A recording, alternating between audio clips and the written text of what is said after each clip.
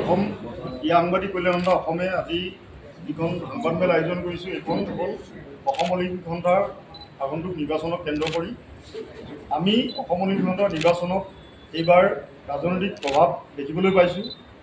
বিভিন্ন ধৰণে প্ৰভাৱ খটুৱাব বিচাৰিছে অলিম্পিক সন্থাৰ নিৰ্বাচনক।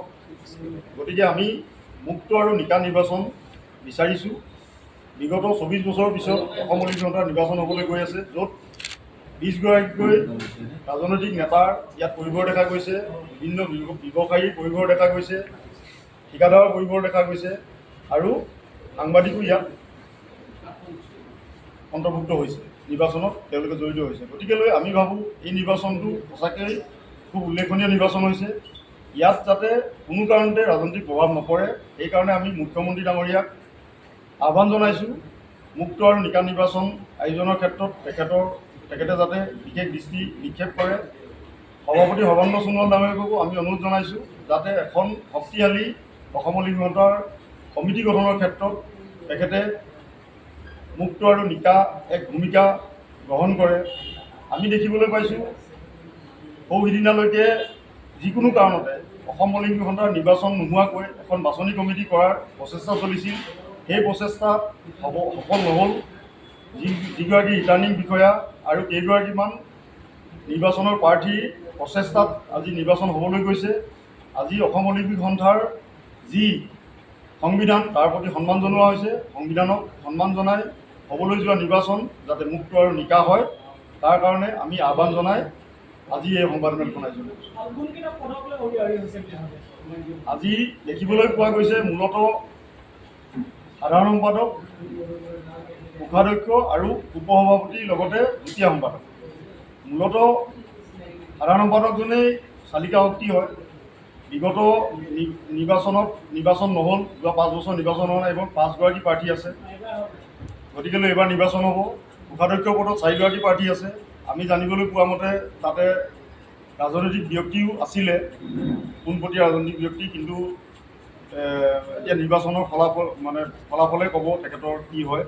তাৰোপৰি উপসভাপতি নিৰ্বাচনত এইবাৰ 12 গৰাকী প্ৰাক্তন মন্ত্ৰী, বিধায়ক ইয়াত প্ৰতিদ্বন্দ্বিতা আগবঢ়াইছে। মুঠ পদ আছে 10টা। ঠিক তেনেদৰে সাধাৰণ সম্পাদকৰ পদ এটা, তাত 5 গৰাকী প্ৰাৰ্থী আছে আৰু কোষাধ্যক্ষৰ পদ এটা, তাত 4 গৰাকী প্ৰাৰ্থী আছে। যুটীয়া সম্পাদকৰ পদ হ'ল আপোনাৰ 6টা, তাত 19 গৰাকী প্ৰাৰ্থীয়ে প্ৰতিদ্বন্দ্বিতা আগবঢ়াইছে। মূল উলিয়াওটো এতিয়া দেখা গৈছে যে যিসকল উপসভাপতি পদত নিৰ্বাচন খেলিবলৈ ওলাইছে 12 গৰাকী পোনপটীয়াকৈ ৰাজনৈতিক ব্যক্তি, প্ৰাক্তন বিধায়ক, প্ৰাক্তন মন্ত্ৰী, তেওঁলোক ইয়াত প্ৰতিদ্বন্দ্বিতা কৰিছে। যিহেতু 10টা পদ আছে, তাৰ ভিতৰত 12 গৰাকীয়ে ৰাজনৈতিক ব্যক্তি আছে।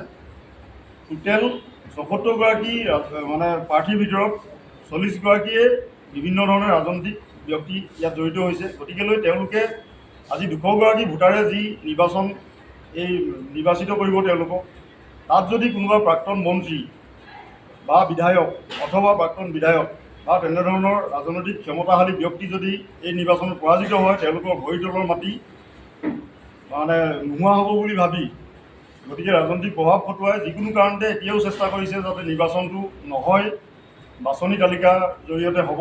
সেইকাৰণে 22 তাৰিখৰ দিনটোলৈ আমি আগ্ৰহেৰে বাট চাইছোঁ, যাতে সুস্থ গণতান্ত্ৰিক পৰিৱেশত নিৰ্বাচন অনুষ্ঠিত হয় আৰু এখন শক্তিশালী অসম অলিম্পিক সন্থাৰ সমিতি গঠন হয়।